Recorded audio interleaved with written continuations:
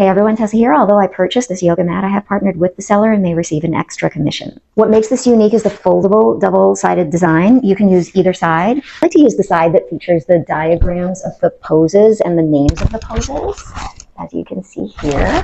And when you're done, it doesn't roll. It folds down into a compact 12 by 10 inch square and 3.5 inches thick. It fits perfectly into this included carrying bag along with the matching strap.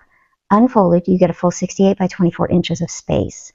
Now, some reviewers mentioned that at 5 millimeters, it feels a bit thin, but honestly, that's actually a plus for stability. Thinner mats give you a better connection to the floor, which helps your balance during those tricky balancing poses. However, for floor work, I do recommend a little extra padding. Like you see me doing here in the video, I actually used 2 foam circles that I popped out of a children's puzzle floor mat. It's a perfect hack for protecting your knees. I use this on hardwood floors, and it stays put beautifully.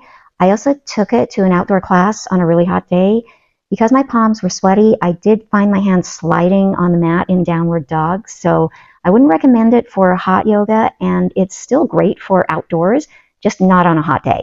Despite the heat wave struggle, I absolutely love this mat and highly recommend it.